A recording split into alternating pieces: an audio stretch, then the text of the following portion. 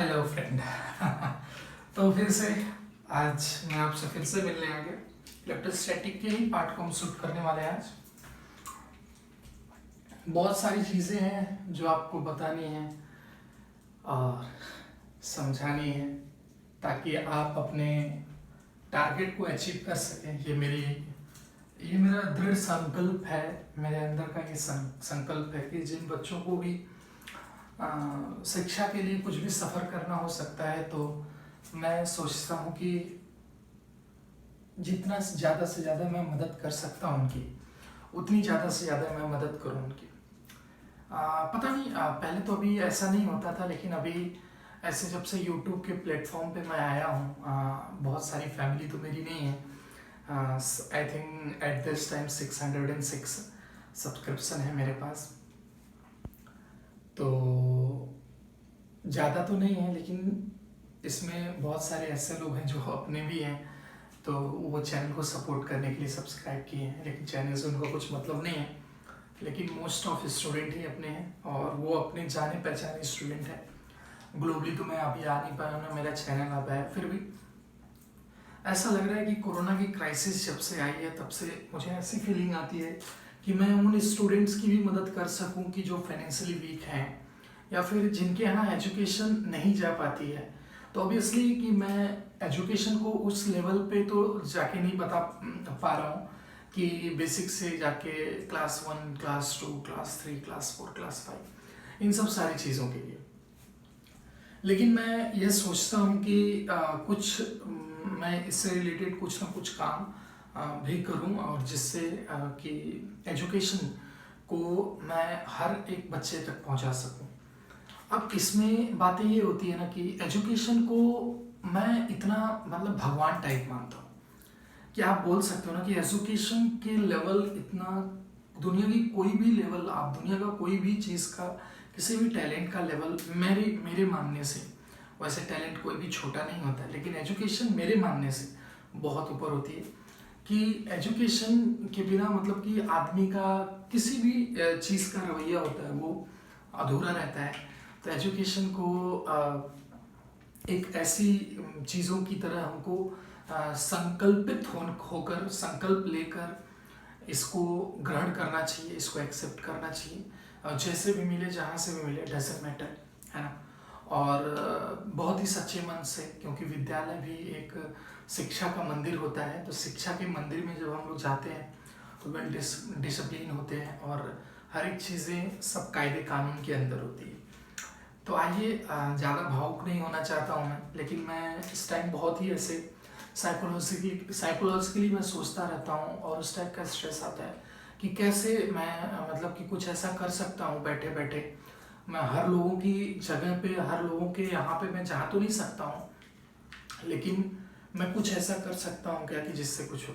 तो करते करते इतने दिन से आई थिंक 52 53 वीडियोस अभी तक मैंने पोस्ट किए हैं, अपलोड किए हैं अपने चैनल पे।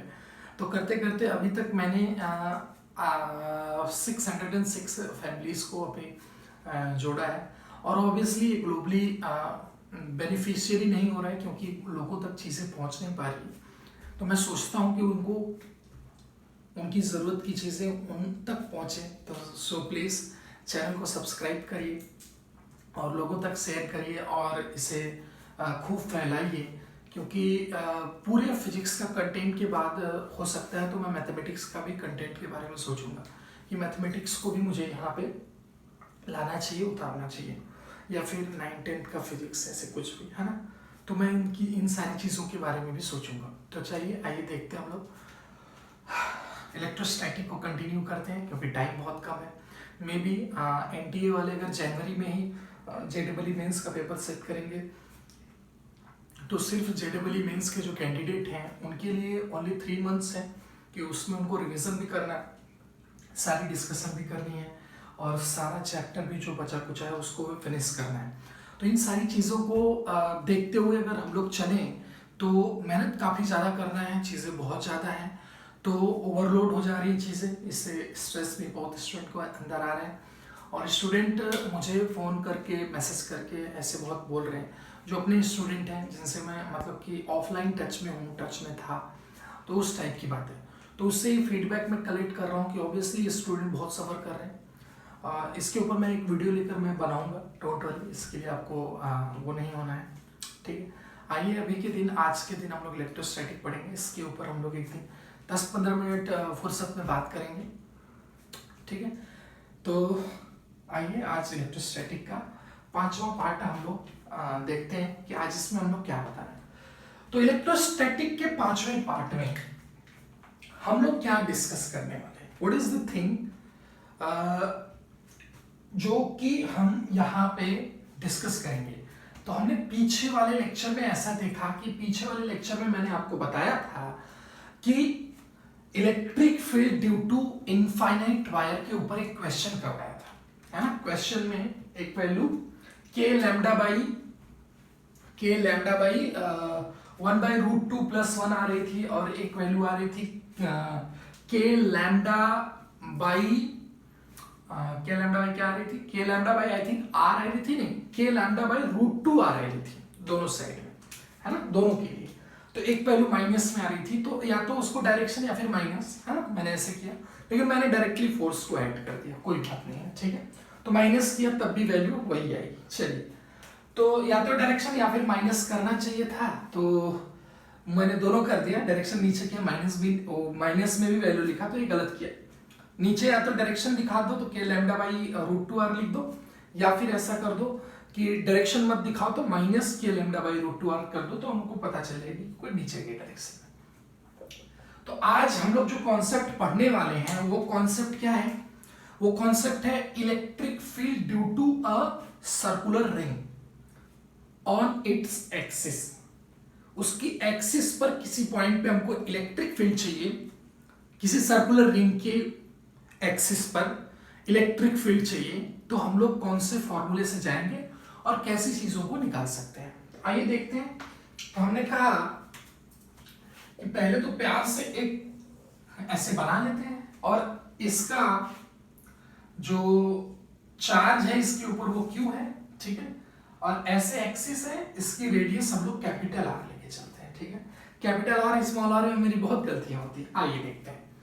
तो हमने कहा कि भाई ये चार्ज Q है, तो ऐसे करके ये डिस्टेंस अपने पास है ना, ये डिस्टेंस ऐसे, तो ये भाई ऐसे करके आया। तो हमने कहा कि यार अब देखो, आपको तो फीलिंग आ ही गई होगी अब तक, इतना मेरे साथ पुराने जितने लोग हैं, कि इंटीग्रेट तो करना है। क्यों? क्योंकि सारे चार्ज का डिस्टेंस इस पॉइंट से, कि जो x इस रिंग के सेंटर से x डिस्टेंस पर है, ये पॉइंट P, इस पॉइंट पर हमको इलेक्ट्रिक फील्ड की वैल्यू कैलकुलेट करनी है ड्यू टू सर्कुलर रिंग।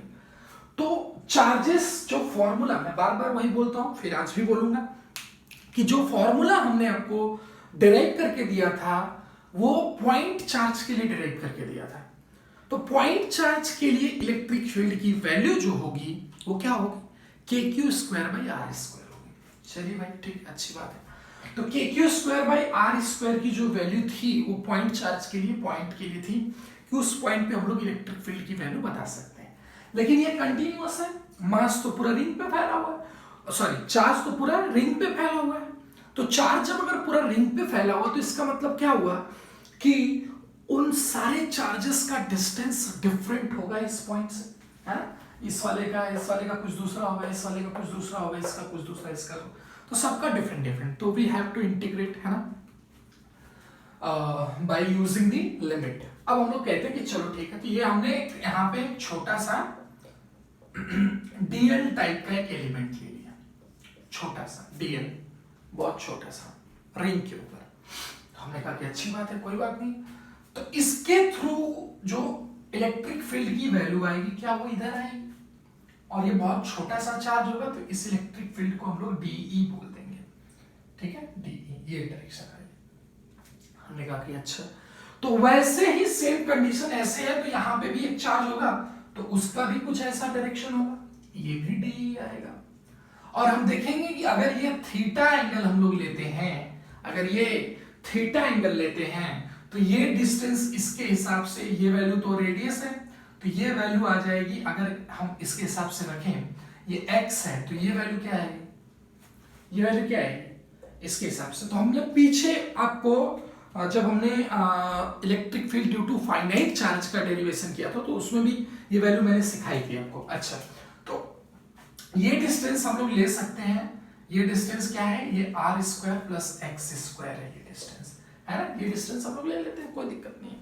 चलो भाई आगे आते हैं। तो हमने कहा कि यार सर ये बताओ आप मेरे को कि ये r square plus x square में आर भी कांस्टेंट है, एक्स भी कांस्टेंट है, यानी कि ये सब तो कांस्टेंट है, वेरी तो कर ही नहीं रहा है।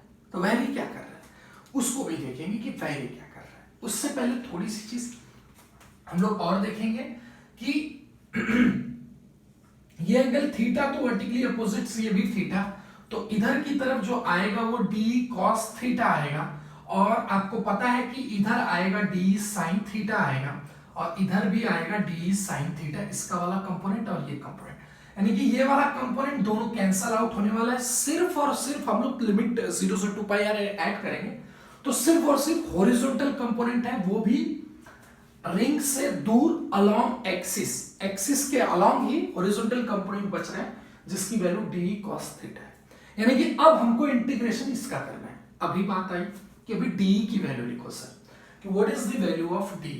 तो डी इज इक्वल्स टू होता है के d q divide by r square.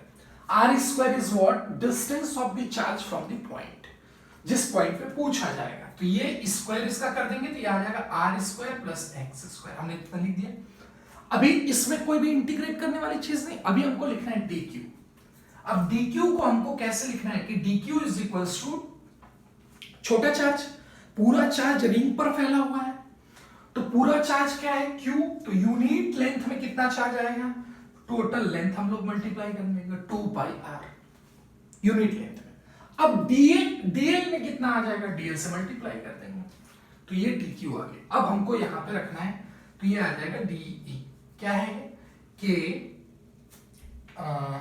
Q divide by 2 pi r, ठीक है, 2 पाई आर इंटू डीएल, और डी क्यू हो जाएगा, और हम लोग r square plus x square ये कर लेंगे और इंटू डीएल कर लेंगे, ठीक है। अब आप इसमें मुझे ये बताइए कि कौन सा पार्ट इसमें वेरिएबल है, वो क्या वेरी कर रहा है, एक्स वेरी कर रहा है, फिक्स पॉइंट है, इस पॉइंट पे चाहिए। आर वेरी कर रहा है रेडियस से, रिंग का वेरी नहीं करेगा सर, आर पाई क्यू कुछ नहीं, यानी ये सब कांस्टेंट है। तो इंटीग्रेशन सिर्फ किसका होगा, इंटीग्रेशन सिर्फ डीएल का होगा, और कहां से कहां तक, पूरे रिंग को कवर करना है तो 0 से 2 पाई आर में होगा, है ना। लेकिन अभी एक चीज हम लोग भूल रहे हैं, क्या, कॉस थीटा। हॉरिजॉन्टल में कॉस थीटा का कंपोनेंट आया था, तो हॉरिजॉन्टल वाले कंपोनेंट को ऐड करना बहुत ही जरूरी है। तो horizontal component D cos theta था, तो कॉस थीटा तो वेरिएबल ही नहीं है सर, थीटा तो कांस्टेंट है। देखो आप, ऐसा है क्या, थीटा कांस्टेंट है, अच्छा ये इसके लिए तो ये अगर सर यहां पे रहेगा तो हाँ थीटा वेरी करेगा, अच्छा तब डिस्टेंस क्या हो जाएगी सर, तब डिस्टेंस दूसरी होगी, तब ये डिस्टेंस डिवाइड बाई ये होगा। लेकिन इस कंडीशन में तो थीटा हम देखते हैं क्या वेरिएबल इस कंडीशन में आता है नहीं, कुछ ऐसा। तो हमने कहा कि cos थीटा की वैल्यू क्या हो जाएगी, ये बेस है, ये हाइपोटेनस, तो x upon under root r square plus x square आएगा। तो हमने कहा कि चलो भाई उसको भी रख देते हैं, तो बाद में अच्छा रखते हैं, रुको एक सेकेंड, अच्छा एक सेकेंड, हाँ। तो ये 0 से 2 पाई आर में हमने डीएल, हमको ऐसा पता चल रहा है ना कि cos थीटा की वैल्यू अगर हम लोग इस फॉर्मेट में भी लेके रखते हैं, तो ये तो हम लोग इंटीग्रेशन डी का कर रहे हैं, तो हमको इंटीग्रेशन डी cos थीटा का करना था। तो cos थीटा की जो वैल्यू आ रही है वो आ रही है x upon under root r square plus x square, ये वैल्यू आ रही है। इस वैल्यू को उठा के यहाँ पे रखेंगे, तो यहां पे कर लेते हैं, चाहिए तो क्या आ जाएगा भाई, k q divide by 2 pi r, नीचे 2 पाई आर, है ना, और ऊपर क्या जाएगा, r square x square power 1 नीचे है, और cos थीटा की वैल्यू रखेंगे तो अंडर रूट में वैल्यू आएगी आर स्क्वायर, ये तो x upon r square x square के पावर 1/2 और 1/2 प्लस 1 कितना होता है 3/2। तो यहां पे हम लोग रख लेंगे r square plus x square के पावर 3/2, है ना, और ऊपर आ जाएगा x और इनटू मल्टीप्लाइड विद dl। तो ये है वैल्यू किसकी, ये वैल्यू है डी कॉस थीटा की वैल्यू, ये डी कॉस थीटा, इसका इंटीग्रेशन करना है। तो भाई यानी कि यहां पे हम लोग ऐड कर लेते हैं ये डी कॉस थीटा है ना, ऐड कर लेते हैं और यहां पे लिख लेते हैं 3/2 और ये लिख लेते हैं x, नीले मार्कर से लिख दिया है, कॉस थीटा की वैल्यू रखी है। तो यहां dl का इंटीग्रेशन सर क्या l, और फिर 0 से 2 पाई r आ जाएगा। तो 2 पाई r, इस 2 पाई r से क्या हो जाएगा, वैल्यू रख दूं क्या, तो ये आ जाएगा 2 पाई r, है ना।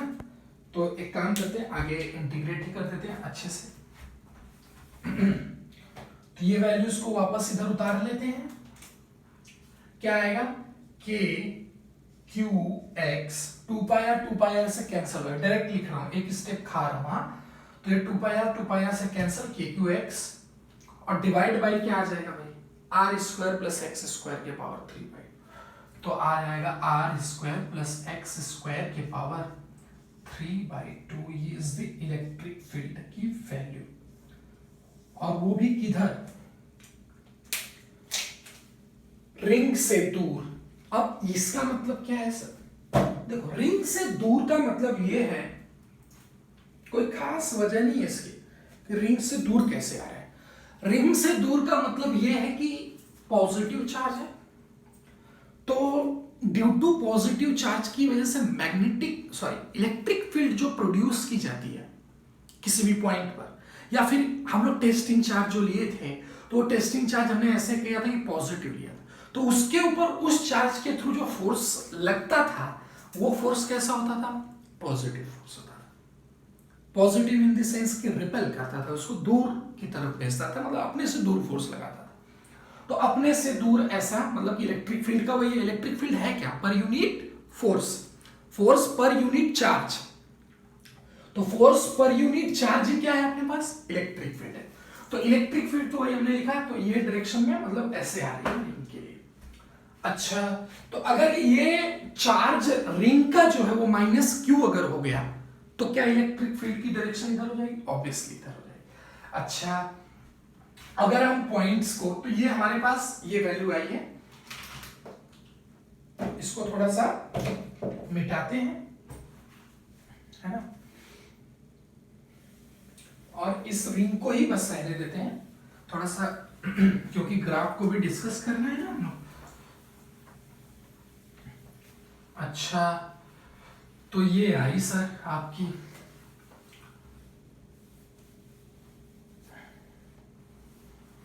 है ना, जो मिट गया वो मिट गया।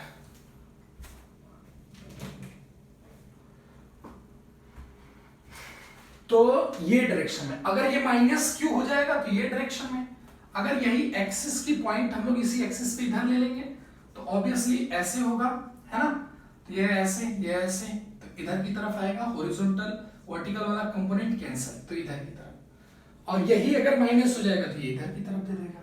तो ये this is all about the property of the charge, जिसकी वजह से direction of the electric field कैसे चेंज होगी। अब हम क्या बात करते हैं कि हमारे पास फॉर्मूला जो आया है सर, वो फॉर्मूला आया है k q x divide by under root नहीं लिखता हूं, r square plus x square के पावर 3/2, ये इलेक्ट्रिक फील्ड का फॉर्मूला है। मैक्सिमम वैल्यू कैसे आएगी, कहां आएगी मैक्सिमम वैल्यू, तो हमने कहा कि चलो, तो उसके लिए हमने मैथमेटिक्स को पैदा किया है, और उस मैथमेटिक्स के हेल्प से हम लोग d/dx की वैल्यू को क्या करेंगे, 0, क्योंकि x ही तो वेरिएबल पॉइंट है ना, किस पॉइंट पर मैक्सिमम वैल्यू, तो x वेरिएबल पॉइंट, तो x वेरिएबल पॉइंट, तो वो पॉइंट कहां पे होगी, सेंटर से, तो उस पॉइंट को हमको कैलकुलेट करना है। तो हमने मैक्सिमाइज करने के लिए d/dx को क्या किया, 0, और वहां से वैल्यू को निकालेंगे। देखिए, तो सबसे पहली बात की स्मार्ट इसका डिफरेंशिएशन कैसे करना है, तो k³ तो कांस्टेंट, इसको भैया को बाजू में ले लो। अच्छा, तो हमारे पास ये आ गया x upon r square plus x square की पावर 3/2। तो हम कहें कि यार एक बात बताओ कि इसका डिफरेंशिएशन हमको क्या इस रूल से करना पड़ेगा क्या, कि सर डिवाइड रूल लगा दीजिए। तो हमने कहा कि चलो भाई डिवाइड रूल लगाते हैं इसमें। तो के क्यू को हम लोग ले लेते हैं आटे में, क्योंकि वैसे भी वो हो जाने वाला है 0, और इसमें लगाते हैं डिवाइड रूल, है ना। जिन बच्चों को अभी डिफरेंशिएशन नहीं पढ़ा है तो वो देखेंगे, इसको एक बार डिफरेंशिएट करेंगे, इसको कॉपी करेंगे। x का डिफरेंशिएशन जो होता है वो क्या होता है, 1 होता है, और r square plus x square के पावर 3/2 आ जाएगा, है ना, as it is copy. Minus इसको डिफरेंशिएट करेंगे, इसको कॉपी करेंगे, तो इसका डिफरेंशिएशन बताएंगे आप, r square plus x square के पावर 3/2 का डिफरेंशिएशन। तो हमने कहा कि अच्छा, तो सर इसका डिफरेंशिएशन कैसे किया जाएगा, तो r square plus x square के पावर 3/2। अच्छा, तो हमने कहा कि ये अगर कुछ कोई फंक्शन मान लिया जाए, मान लीजिए कि फंक्शन ले लिया t, तो t के पावर 3/2 हो जाएगा।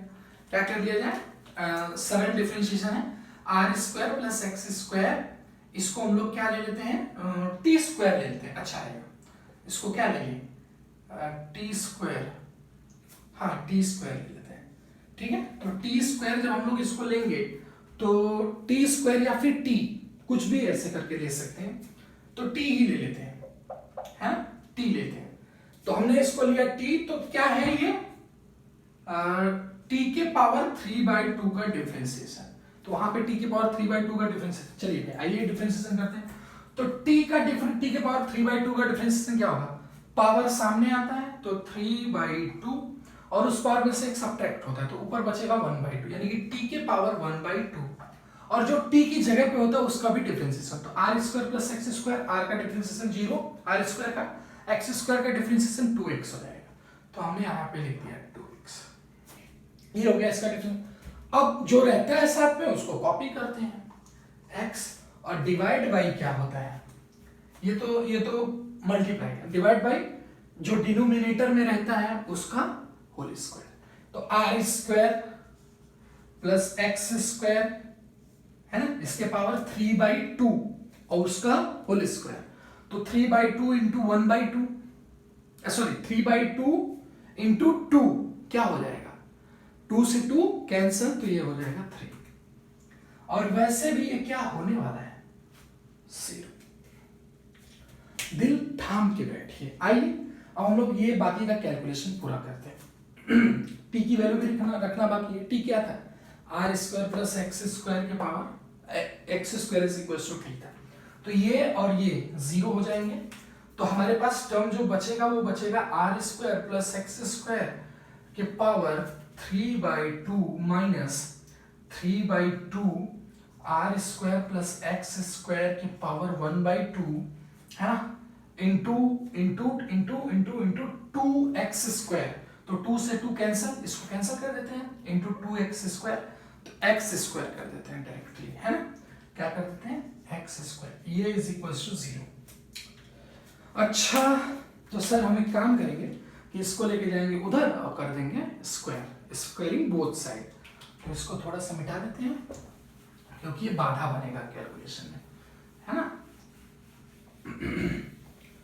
तो आइए यहाँ पे, तो इसको लेके जाएंगे उस साइड, तो ये हो जाएगा आर स्क्वायर, स्क्वायर कर देते हैं डायरेक्ट, एक लाइन खा जाती है, तो r square plus x square के पावर, मतलब स्क्वायर होगा तो ये पावर में 3 आ जाएगा, है ना, अंडर रूट हट रहा है और कोई बात नहीं, और इज इक्वल्स टू, ये है फंक्शन अपने पास, तो ये बनेगा 9, और ये बनेगा r square plus x square, और ये बनेगा एक्स के पावर 4। अरे बाप रे, ये तो और ज्यादा बन रहा है, तो कैसे वैल्यूज आएगी, है ना। देखते हैं आगे भी करके कि कैसे पॉसिबिलिटी क्रिएट होती है अपने पास। तो हमने कहा क्या, तो एक काम हम लोग कर सकते हैं कि क्या, कि यहां से कुछ कॉमन लिया जा सकता है क्या, है ना। आई थिंक मेरे को लग रहा है कि R square plus x square, are square plus x square common आ रहा है, तो इसको काट लेते हैं।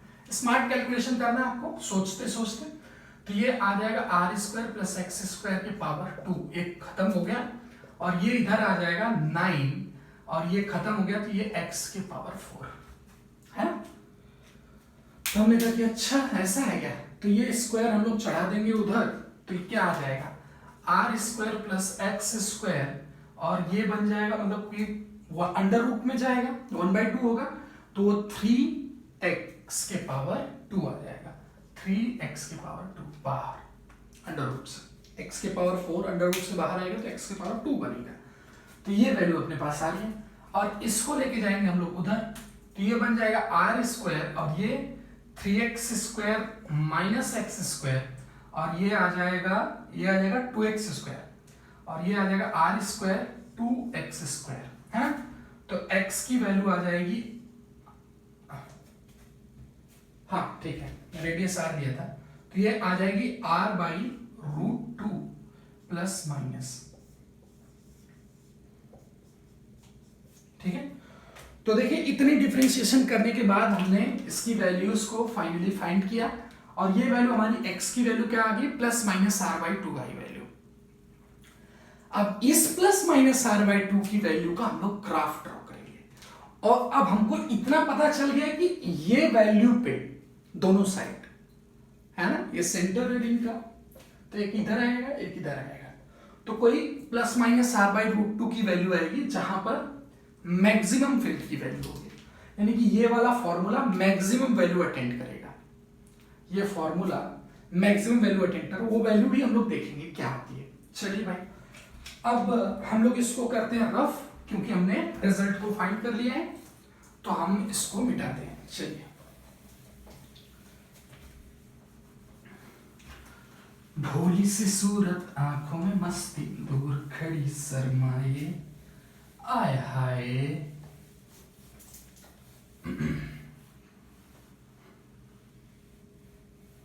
इसको भी मिटा देते हैं।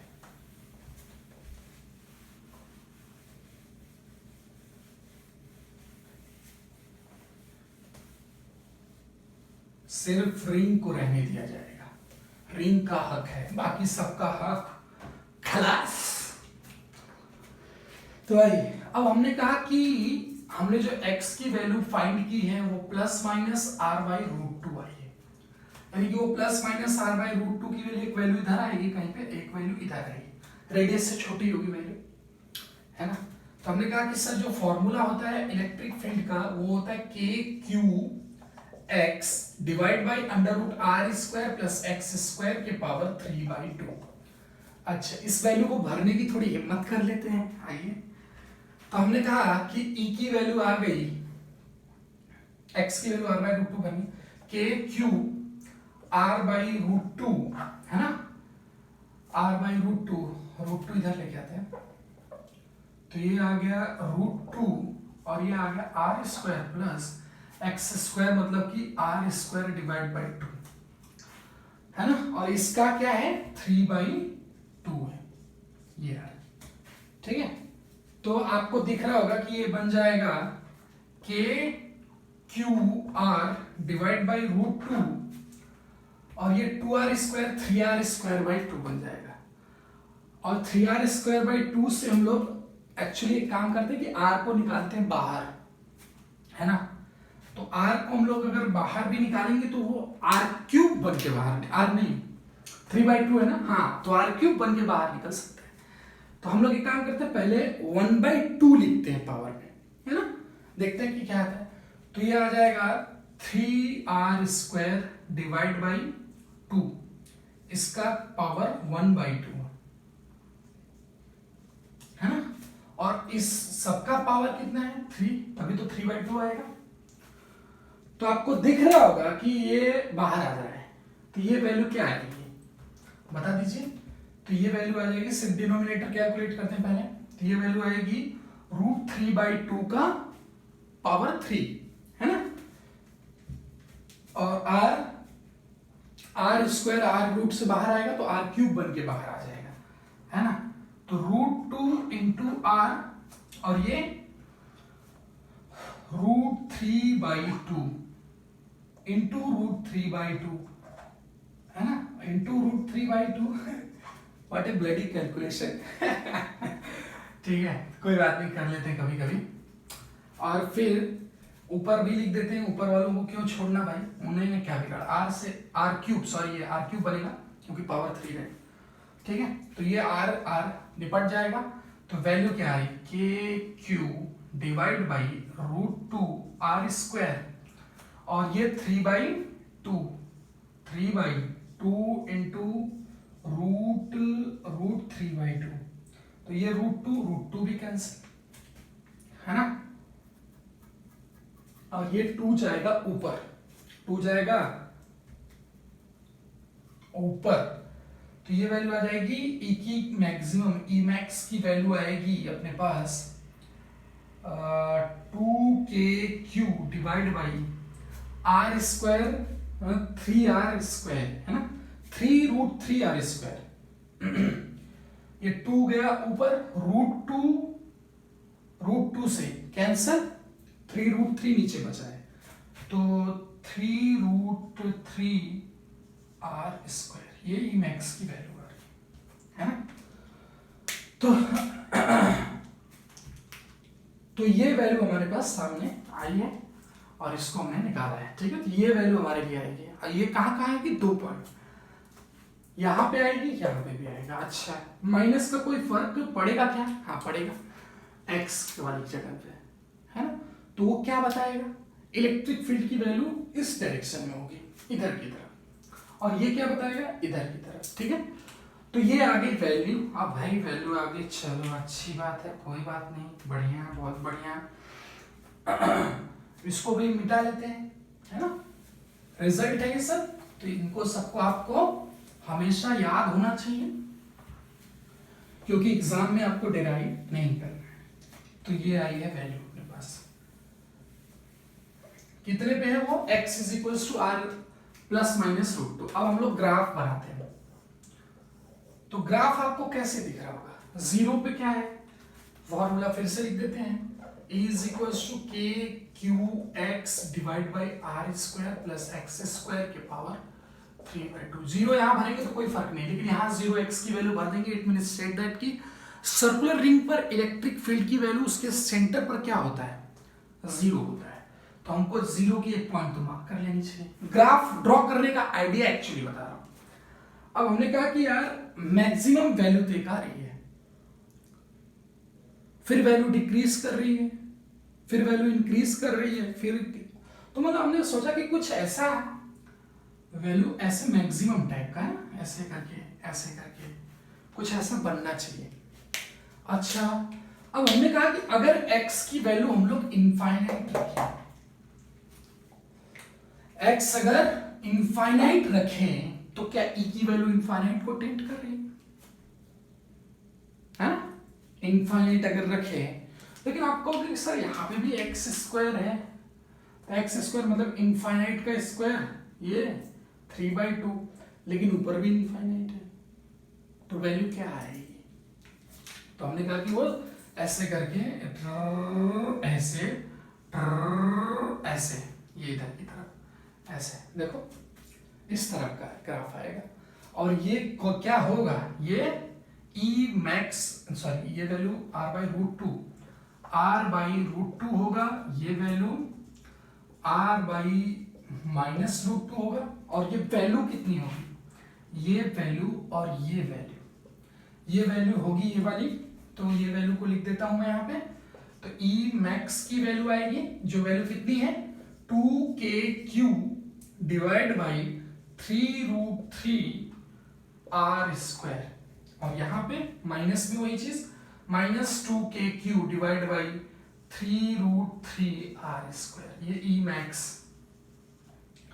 तो this is the graphical representation here, and और सर्कुलर रिंग का पूरा हमने पीएचडी कर दिया, उसका ग्राफ निकाला, ई मैक्स निकाला, पॉइंट निकाला, क्या वैल्यूज होती है ना, इनफाइनाइट पे क्या होगा, सेंटर पर क्या होगा, सब कुछ निकाला। तो इस तरह का ग्राफ आया, ये ग्राफ भी आप देख लीजिए, ठीक है। तो ये होता है सर्कुलर रिंग की वजह से। टाइम काफी ज्यादा हो गया क्या, हाँ, तो ये सर्कुलर रिंग की वजह से आता है। हमने कहा कि अच्छी बात है भाई, कोई बात नहीं है।